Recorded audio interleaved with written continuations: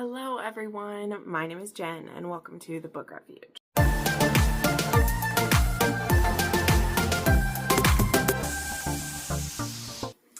Hello friends, welcome to another video, and today is kind of sort of a follow-up to a video I did a couple weeks ago. That was one where I was reacting to your guys' thoughts on books that are overhyped or we think are underhyped, or books you should give a second chance to.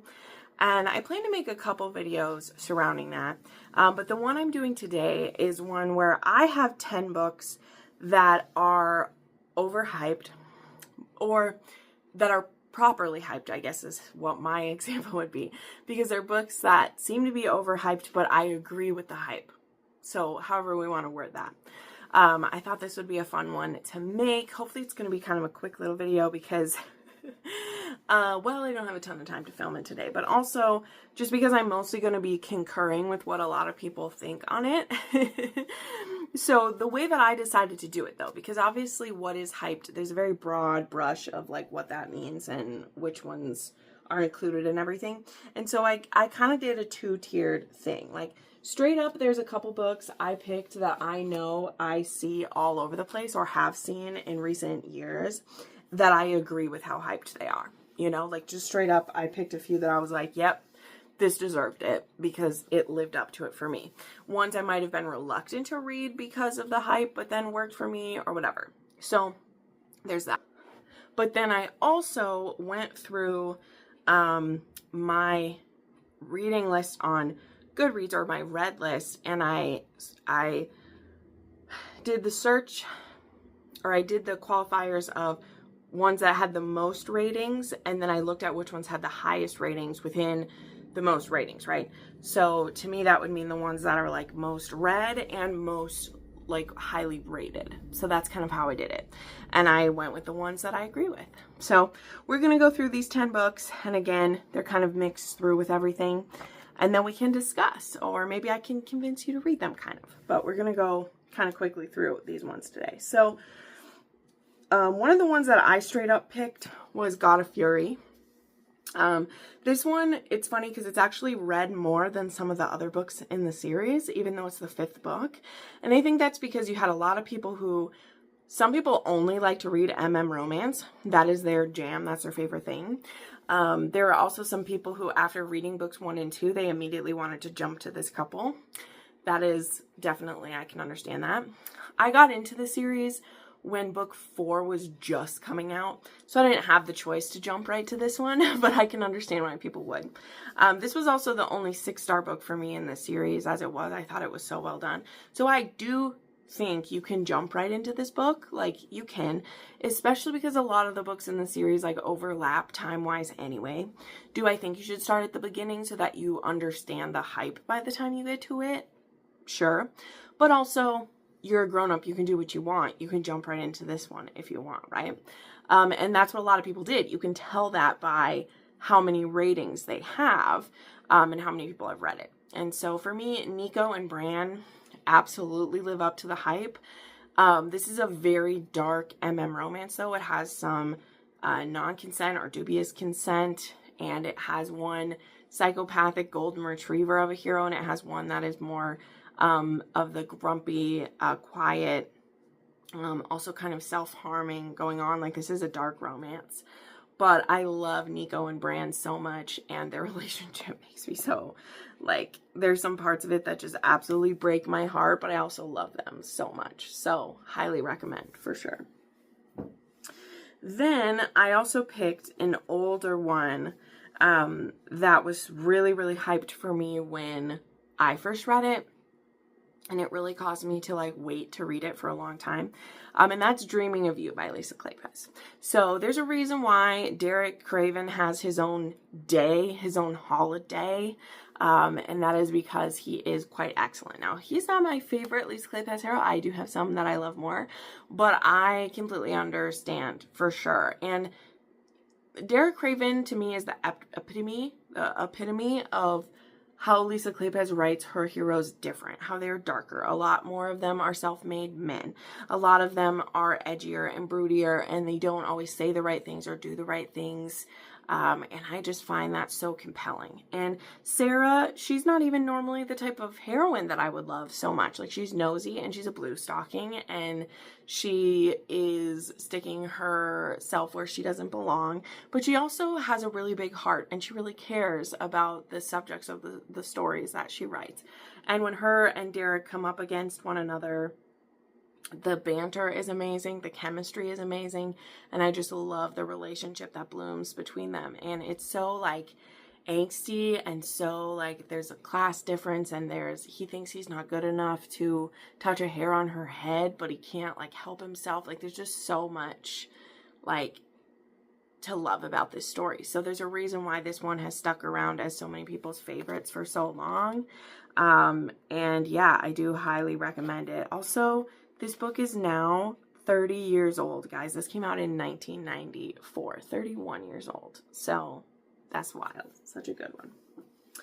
Okay, next up is one that, yeah, it's crazy, because this has more ratings than some Sarah J. Maas books on my Goodreads bookshelf of books that I've read. And I'm really intrigued to see if that will lean over into the traditionally published version that's coming out the end of this month. So one of the stories, because this one as of yet isn't its own book, it's a story, but one of the stories to me that is so hyped and deserves it is Manacled, which will be alchemized. We don't know in what form, how much alchemized will follow it, but Manacled is extremely hyped. It is a lot of people's gateway drug into fan fiction. It was mine. I'll say this. It isn't the very, very first fan fiction I read. I had read some before. I just didn't know what I was reading was like fan fiction back then. They were just stories I'd found on Wattpad, and I didn't realize that's what so much fan fiction was. But this story and how it reimagines the Harry Potter world is totally worth the hype to me. It absolutely is. I could not look away. This was all I read for 3 days straight, morning, noon, and night. When I was at work, I was reading chapters of it. I was gobbling it down. I couldn't look away from it. And it's worth the hype to me. It absolutely is. It's so well done. And I'm very intrigued to see how Sin Lin Yu will pull it off and how it will go. Because to me, it is it's an epic tale. I've said this, it's my favorite fantasy story I've ever read. So I'm really hoping Manacled lives up to that. But for now, this is the copy that my friend Joe did for me. This was my birthday gift, I think 3 years ago now. And it's one of my favorite things that I own. But yeah, I'm very excited for Alchemized. Fingers crossed. I don't know how I'll feel about it, but this still lives up to the hype to me as a fan fiction. Whether or not the commercialized version that gets changed around, whether I feel like it does a good job or not, I still love Manacled. So there's that. Okay, another one that lives up to the hype, and I specifically have the last book because this is the one that has the highest rating percentage. And part of that is because it's the final book in a series. So that's something you'll learn too. Final books in the series usually have the highest rating, even if the general public might act like they don't like the last book as much.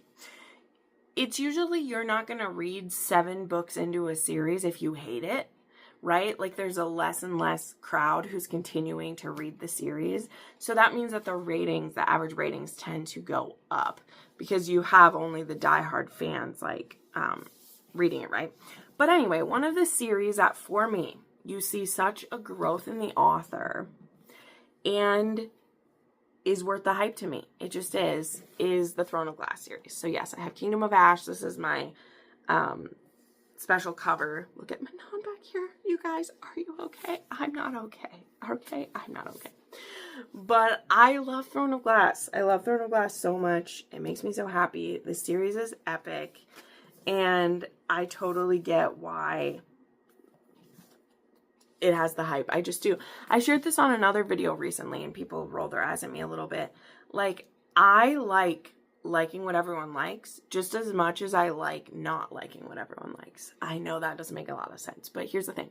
I like being the countercultural person and being like, oh, I don't like that. Ugh. But I also like being the person who's like, I want to party with everyone. Let's do it. Okay. So Sarah J. Maas is one of those that I want to party with everyone about it. Okay. Taylor Swift, I don't really care so much to party with everyone about it. Right. But we all have our things where we go with the flow, and we have our things where we try to be emo and be like, oh, I don't like it, right? Sarah J. Maas is one where I'm on the train, okay? And I did a full Sarah J. Maasverse read-along a few years back. All those live shows still exist on a playlist that I have, by the way.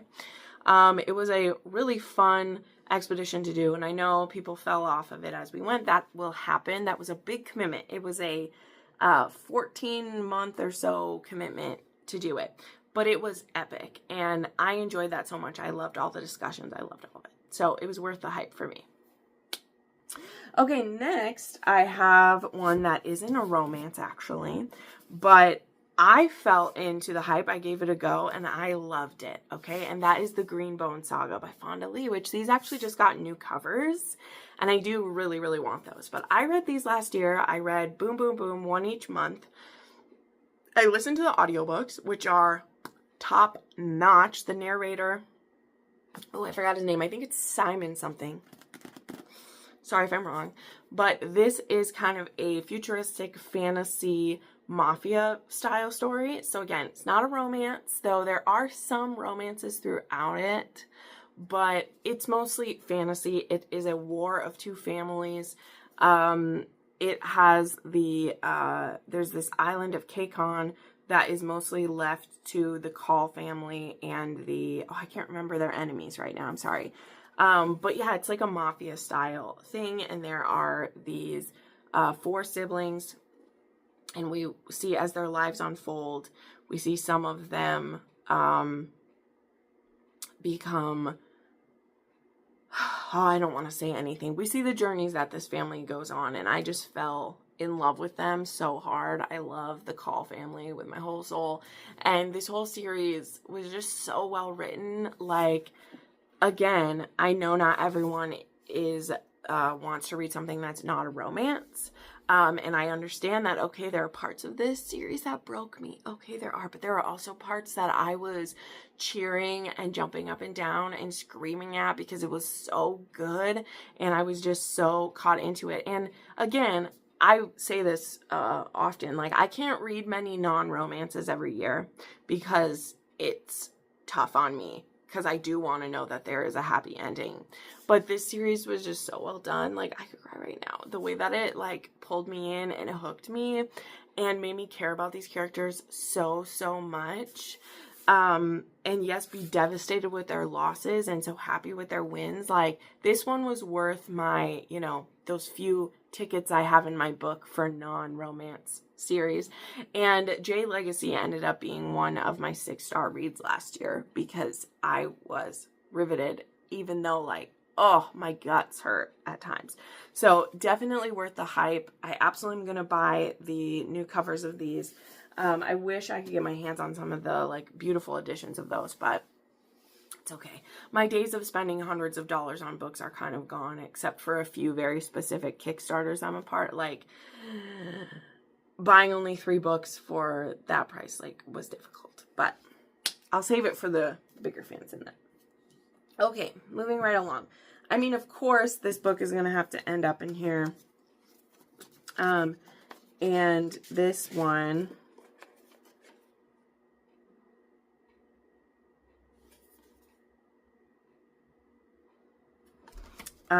was a gift from one of you guys actually last year. I actually got 2 gifts of this one, but this edition is so beautiful. I wanted to show you guys. So anyway, one of the books that I'm sure you are not surprised showed up on here because it has millions of reads, and is truly an exceptional story that is my favorite of all time. Some people consider it not a romance, but I say poo-poo to those people. We have Outlander, okay? So this edition actually is a edition that was for a book club, which is so cool. I did a lot of research on this once it was gifted to me. I do have a first edition signed copy actually up there, which I don't take out because it's too shiny to really show on camera anyway, and also I just don't want to handle it too much. But I also have this edition, which was a book club edition. It was so cool. See, it doesn't have a barcode anywhere. It wasn't for sale like that. You could do book clubs with these when it came out in 1991, which is so cool. But anyway, I wanted to show off this edition because I realized I always show off my floppy paperback, which love it. And that's the edition that I have annotated. But I got these beautiful editions as gifts and I was like, I should show these off. So anyway, this is Outlander. And obviously the hype is worth it for me. Obviously, okay? I have made it my sole mission to get as many people to read this series as possible. I will continue to do that. This series just hits on so many things that I love. I also love that at this point it's like a generational love story too. We get to see these characters throughout their lives. And so they are still going strong and still in love many, many years into their story. And I'm just so thankful to Diana Gabaldon for sharing this beauty with us. That is Outlander. It makes me so happy. So yeah, Outlander, definitely worth the hype for me, for sure. Okay, now we have a few more that are a bit more poppy, like popular ones that you might recognize, right? That's the thing too, to touch on this. A few of those books that I mentioned in this, they have some crossover success too, right? That's why some of those aren't purely romance ones that I was showing, some of the fantasy and the fantasy romance, because they are going to have a bigger audience than just romance readers. So therefore, they're going to have more ratings on Goodreads, right? But these ones I'm about to show you, it won't surprise you because they all have ended up getting TradPub releases. They got pulled from indie to TradPub. That's just how it worked out, right? They're going to have a bigger audience. But these four I'm going to share with you, to me, they were worth the hype. It makes sense. They were pulled for TradPub because I understand how much people love them. That's how much I love them too. So we have Flawless by Elsie Silver. And yeah, absolutely adored this book. It was my very first Elsie Silver. It set me down a path that has led to many 6-star reads and many good hours reading it. Wild Card just came out, y'all, and that book brought me so much joy. I can't even tell you. I love it so much. That's a 6-star read for me, by the way. I enjoyed it so much. But Flawless was just so much fun. I read this one. I think this one did get picked for my Patreon originally. Did I write it inside? No, I didn't. But I think this originally got picked for Patreon. And I was like, okay, I'll finally read it. And I was hooked. I was hooked and I was locked in. And I've been reading Elsie Silver ever since. But yeah, this one with Rhett and Summer.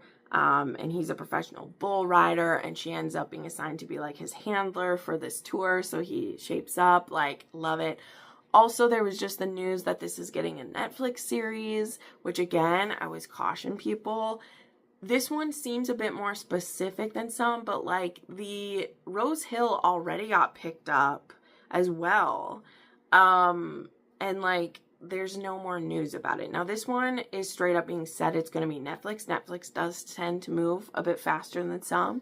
But we have some really cool adaptations that are in the works for some different book series. Like, I'm pretty excited for the Elle Kennedy hockey series. Like, I'm pretty excited by what I'm seeing about Garrett and Hannah coming out. So, that's exciting.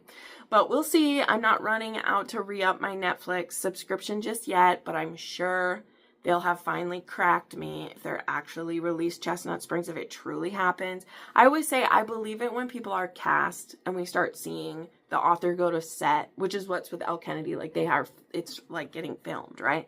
Because places buy the movie rights to stuff all the time and it doesn't necessarily happen. Like we're going to talk about another one of these that the rights have been sold. That doesn't mean anything. Like it doesn't. Lots and lots of books and book series get their rights sold because that just basically means they have the right to try to make something happen, to stop anyone else from doing it. It doesn't mean that they will, right? They're just paying that author the the rights for a certain amount of time, you know? So there's so many books. Like, that's happened with Kennedy Ryan books. It happened with Stacey Reed books, and nothing was produced off of it. But the Chestnut Springs series, it does seem to be a bit more legitimate. So that Netflix is like doing it. So we'll see. But anyway, worth the hype for me. See, another series that the rights were sold, but we haven't heard a peep in a long time, is the Salacious Players Club. So yes, for me, Praise is worth the hype. I read an arc of Praise. I got it off of NetGalley. I read it literally, what are we at, like 3 years ago? And I was shook by it, okay? I loved it. I gobbled it up so fast. I hadn't read anything so kind of mainstream like this in a long time. I had read Sarah Kate before. And so I was aware of her. And so when I saw the arc for Praise pop up with that beautiful cover with Daddy Emerson on it, I was like, whoa, I'll read this arc, you know, I'll read it. And I mean, the rest is history. It was wonderful. But to me, the Salacious Players Club is worth the hype. I really liked Praise. I think it does a good job of giving just the right amount of kink to it. Now, do I think she sometimes sells the kink more than actually shows it? Yes. But again, that is something that gets people interested, right? If you go full on all the things in one book, you can scare people off. They don't know that they like this type of stuff until they get kind of teased with it a little bit, you know? And I think that she does a good job with this series. So, okay, then, for me, The Right Move, absolutely worth the hype. It's one of my 6-star books. I adore Ryan Shea. He is everything I want to read in a romance hero. I love him so, so much. His journey between Ryan and Indy and their love story is just, it gives me butterflies just thinking about it. It's so beautiful. And I don't know when these trad pubs are coming. There was some drama years back where there was covers released for this and there was a bad reaction to what happened. I don't know the full story of what went on with that, okay? It's above my head a bit. But I know there was covers done and there was some controversy about them, and so it got walked back. But now it looks like they are coming because, oh, I guess they will be coming soon because the newest one, Rewind It Back, got released trad pub, and they're going back and doing the others, which is also what happened with Melanie Harlow, because the last book in Cherry Tree Harbor came out trad pub, and then they went back and did the rest. So that's what they're doing with these ones too. So I think those are coming over the coming months. But to me, the series worth the hype. Love that series. Okay, and then the last one I want to share. This one is more so as well like the whole series, because both this book and the next two all had lots of ratings, and they had pretty high ratings for them. But I just grabbed the first book in the series, whereas like with God of Fury, like I showed, that one's very clearly like has a higher rating than like a lot of the other ones in the series.